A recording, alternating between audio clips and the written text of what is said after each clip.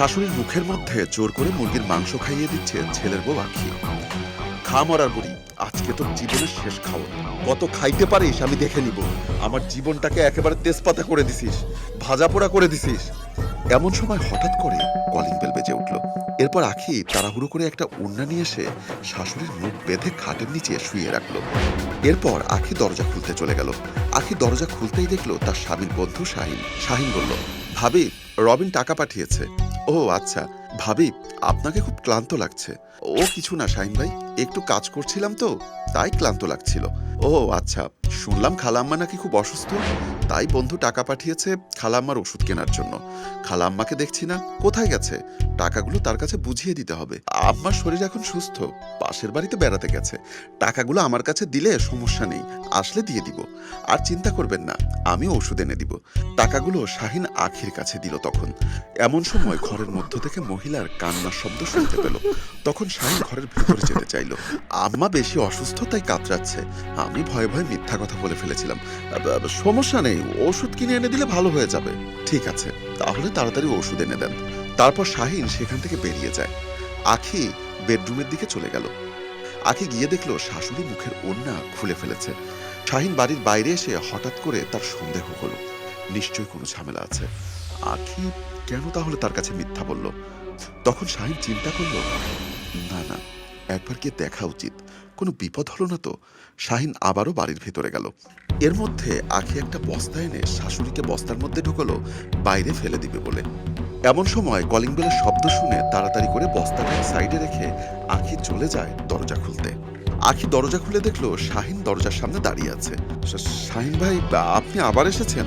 খালাম্মা তো খুবই অসুস্থ, ভাবছি খালাম্মাকে দেখেই যাব। তারপর শাহিন জোর করে দরজার ভেতর দিয়ে বেডরুমের দিকে ঢুকে গেল। পেছনে পেছনে তড়িঘড়ি করে আখিও চলে গেল। শাহিন ঘরের ভেতরে গিয়ে এদিকে ওদিকে খুঁজতে লাগলো। হঠাৎ বস্তার ভেতর থেকে শব্দ পেল। তারপর শাহিন তড়িঘড়ি করে বস্তার মুখ খুলল। বস্তার মুখ খুলে দেখলো তার বন্ধুর মা। তারপর শাহিন তাকে নিয়ে খাটের উপরে বসালো। তারপর শাহিন ভাবিকে বলল, ছি ভাবি, ছি, এত জঘন্য তুমি! অসুস্থ শাশুড়ির সাথে কেউ এমন করে? ভয়ে আখির শাশুড়ি কাঁদতে লাগলো। খালাম্মা, ভয় পাবেন না, আমি আছি। এই ডাইনিটা আপনার আর কোনো ক্ষতি করতে পারবে না। হঠাৎ করে দরজার ভেতর থেকে সামনে এসে দাঁড়ালো আখির স্বামী রবিন। তারপর দেখলো মা ভয়ে কাঁপছে।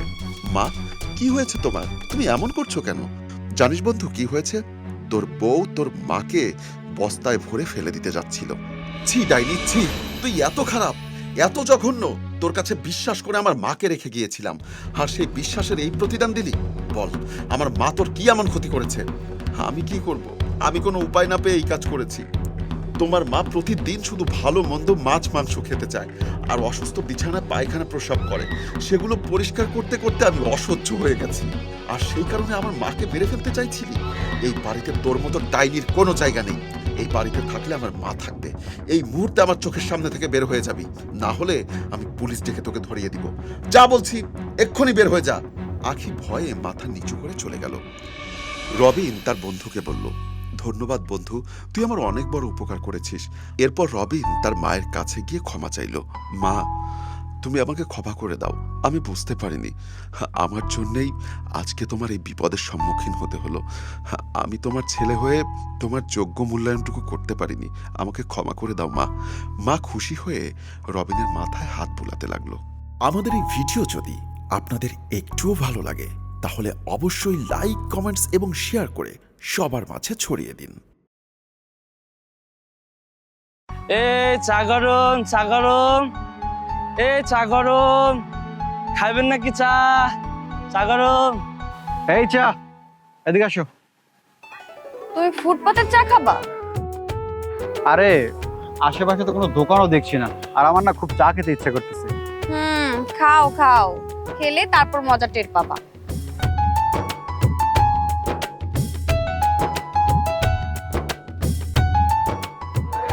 এক কাপ চা দাও তো। আচ্ছা স্যার, দিতেছে। স্যার, আমার চা একদম ভিআইপি চা, খাইলে মনে হইব সোনারগাঁও সেরাটনের চা খাইতেছেন। ফুটপাতের চা আবার সোনারগাঁও সেরাটনের চা? আচ্ছা দাও তো দেখি এক কাপ খাই। স্যার, একবার খাইয়া দেখেন না, তাইলেই বুঝবেন।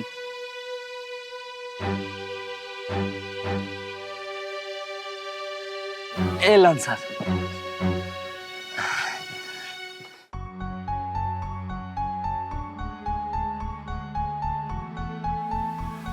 আসলেই তো অনেক মজা বানিয়েছো। এই, তুমি এক কাপ খাবে নাকি? না না, আমি এই ফুটপাতের চা খাই না। ম্যাডাম, এক কাপ খাইয়া দেন না, খাইলে আবার খাইবার মন চাইবো। শোনেন, আপনার চা আপনিই খান, আমার এইসবের রুচি নেই। আরে ভাই, চায়ের দাম কত তোমার? 5 টাকা স্যার। ও, তুমি 5 টাকা চা বিক্রি করো? আচ্ছা দাঁড়াও, তোমাকে খুশি হয়ে আমি 10 টাকা দিচ্ছি। হ্যালো স্যার, এটা কি দিতেছেন? আমার চায়ের দাম তো 10 টাকা না, একদম 4000 টাকা। কি 4000 টাকা মানে? এই, তুমি কি বলতেছো সব? হ্যাঁ, এক কাপ চায়ের দাম 4000 টাকা হয় নাকি? স্যার, পাগলই নেই স্যার, আমার চা তো ভিআইপি চা, আমার চায়ের দাম 4000 টাকা, আপনার 4000 টাকাই দিতে হইবে। কি এখন কি? আমি তোমাকে বারবার বলছিলাম এই ফুটপাতের চা তোমার খেতে হবে না। শালা ফকিন্নের বাচ্চা, বিক্রি করা ফুটপাতের চা 150 টাকার একটা ফ্লাক্স নিয়ে ঘুরতাছস, আবার 4000 টাকা বানাস না? এই ফকিন্নের বাচ্চা, দেশটাকে তুই মগের মূল্য পাইছস? একদম পাচার ভিতর লাগতে মেয়েরা বান্দরবান পাঠাই দিব। স্যার, মুখ খারাপ করবেন না, আমার চা খাইছেন, চায়ের টাকা দেন, একদম 4000 টাকাই দিতে হইব, আর কোনো কম হইব না স্যার। শালা মিসকিনের বাচ্চা, তোর কত বড় সাহস! তুই এক কাপ চায়ের দাম 4000 টাকা চাইতাছস না? এই, 10 টাকা নিবি নাকি তোকে এখন পেদাবো? না স্যার, আপনার 4000 টাকাই দিতে হইব। শালা ফকিন্নের বাচ্চা, দাঁড়া, তোর 4000 টাকা দেয়াচ্ছি।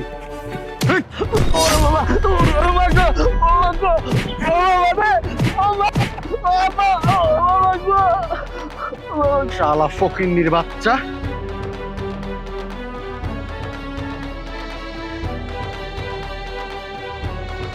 বস মজা এবার টের পাবি। অনেক হয়েছে, অনেক কইছেন।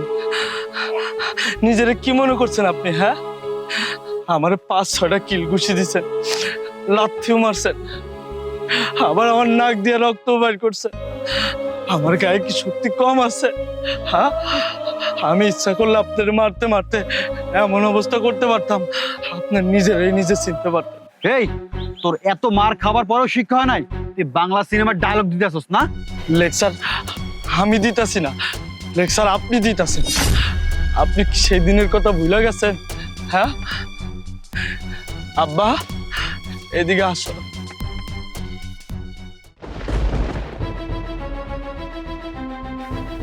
বাজান, চিনতে পারছেন? এই লোকটারে চিনতে পারছেন আপনি? হ্যাঁ, আমার বাবা, অন্ধ মানুষ। কয়েকদিন আগে আমি আমার বাবার রাইখা দোকানে গেছিলাম চিনি আনতে। এই চা খাইবেন? চা গরম গরম। আব্বা, হ্যাঁ বাজান, তুমি এনে একটু বসো, এনে বসো। আব্বা, তুমি এনে বহ, আমি দোকান থেকে চিনি নিয়ে আইতাছি। আর এই যে এগুলোর প্রতি খেয়াল রেখো। হ্যাঁ, শোনো, এই যে আমার কাছে বাংটি টাকা আছে, এই টাকাগুলো তোমার কচলার মধ্যে দিয়ে গেলাম, তুমি খেয়াল রেখো। হ্যাঁ আব্বা। আচ্ছা বাজান, তাড়াতাড়ি আইস বাজান। আচ্ছা আব্বা, আমি আইতাছি খুব তাড়াতাড়ি। আমার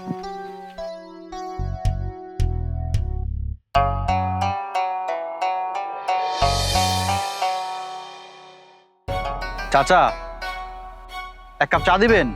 চা খাইবেন বাজান? দিতেছি বাজান, দিতেছি।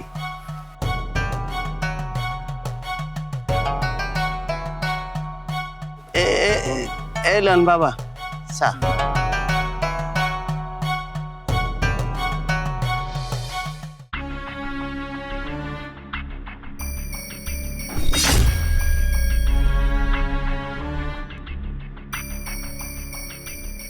চাচা, আমার কাছে তো 100 টাকার নোট, ভাঙতি হইব আপনার কাছে? বাংটি তো হইব বাজান, আমার পোলায় দোকানে গেছে চিনি আনতে। আচ্ছা চাচা, তাহলে আপনার কাছে ভাঙতি টাকা নাই তো আমার দেখান, আমি লই। বাজান, এখানে দেখেন আমার টুকরে আছে।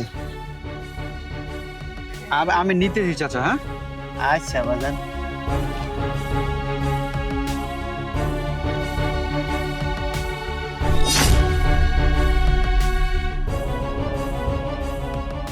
ঠিক আছে চাচা, গেলাম। আচ্ছা বাজান, আবার আয়েন।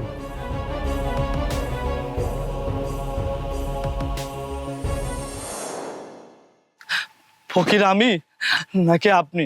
আপনি সবচেয়ে বড় ফকির। সামান্য 4,000 টাকার লোভ আপনি সামলাইতে পারেন নাই, আবার বড় বড় লেকচার দিতেছেন।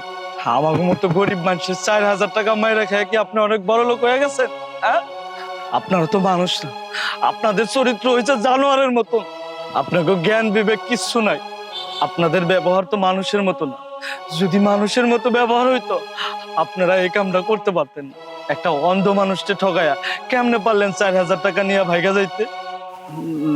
না না না, আসলে হয়েছে কি, আর মানে মানে করেন না, আমি দূর থেকে কিন্তু সবই দেখছি। ছি ফারুক, ছি। তোমার আমি অনেক বিশ্বাস করতাম। আমি ভাবতাম তুমি অনেক ভালো মানুষ, আর সেই তুমি একটা অন্ধ মানুষের ঠকাইছো মাত্র 4,000 টাকার জন্য। আমি কিনা তোমার মতো একটা ধোঁকাবাজ লম্পটকে ভালোবেসে বিয়ে করেছি, সারা জীবন থাকার স্বপ্ন দেখেছি। না না, আমি তোমার সাথে আর থাকতে পারবো না।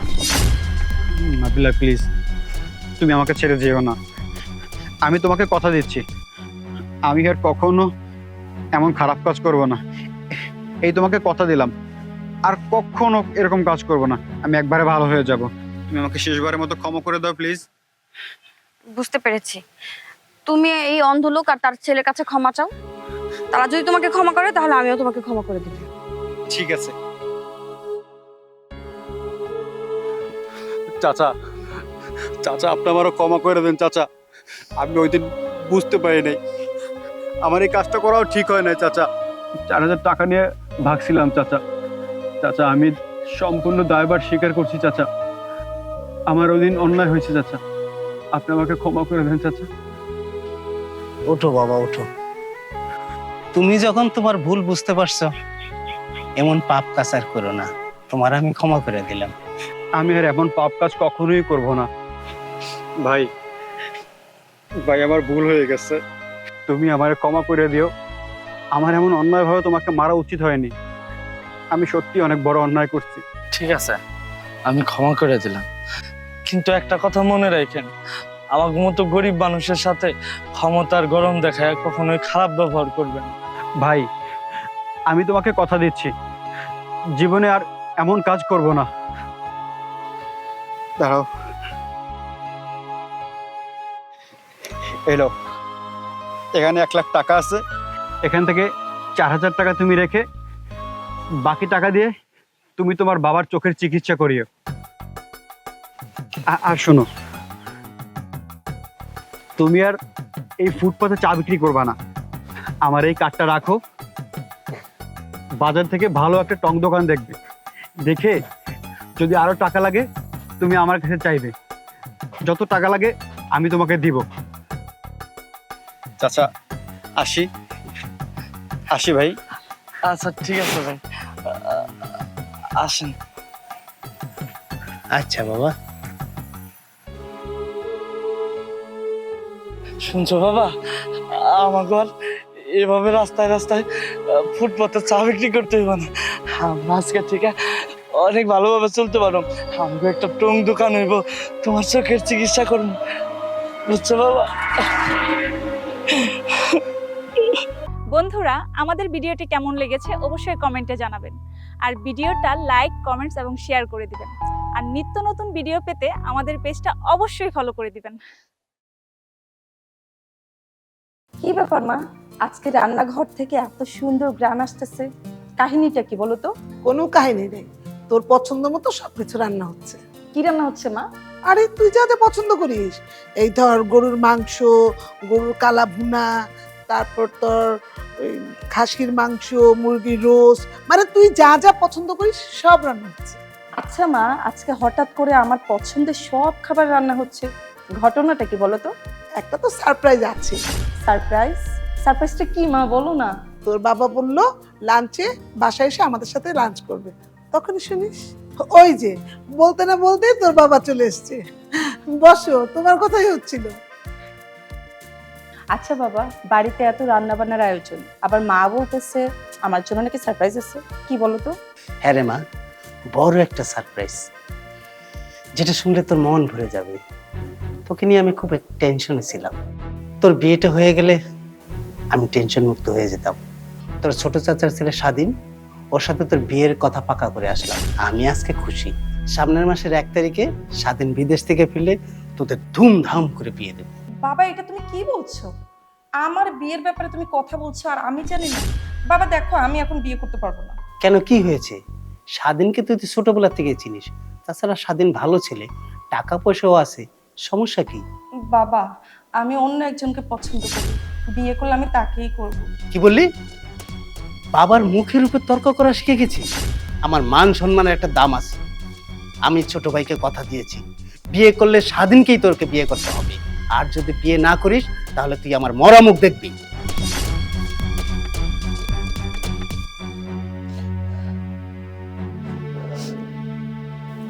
হ্যালো। কি ব্যাপার জানেমান, তুমি কান্না করছো কেন? তুমি জানো না তোমার কান্না আমার ভালো লাগে না?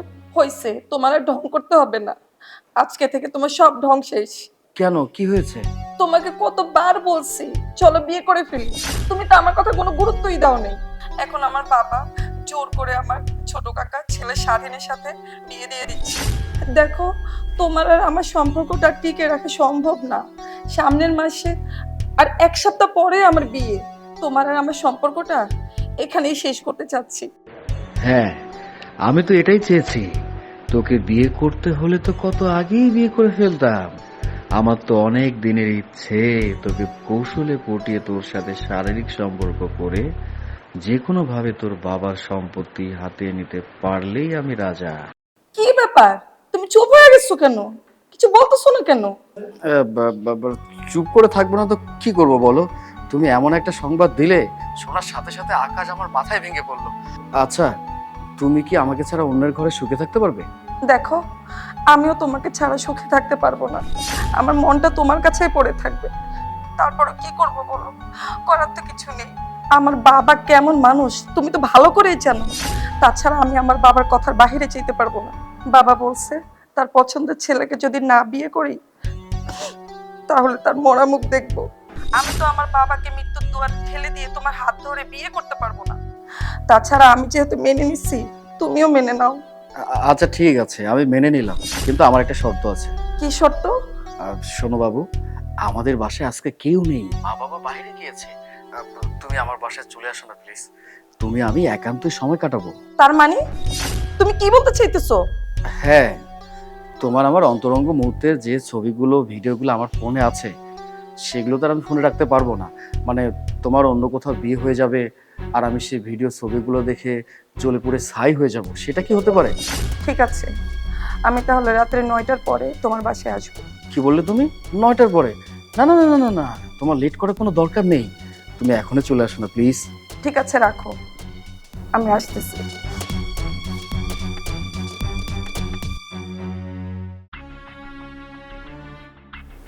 গেটটা তো খুলে রেখেছি, এখনো আসছে না কেন? দেরি করার কারণটা কি?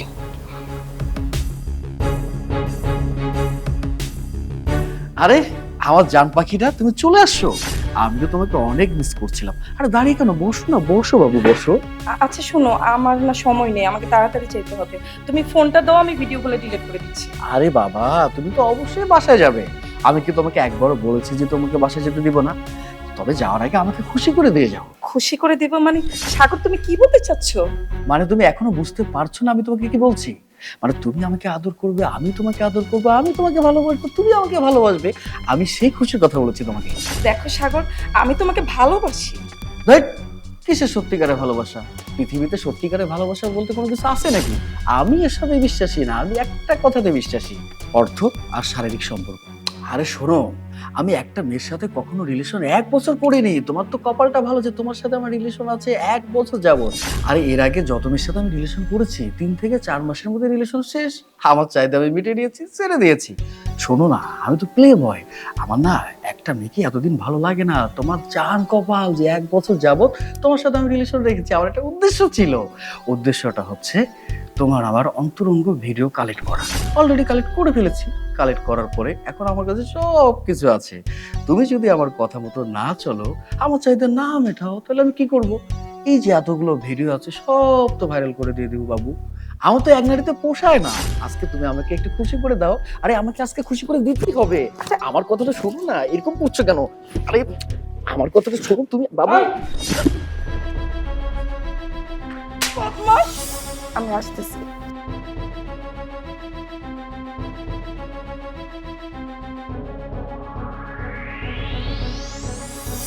তুই এত জঘন্য ছি!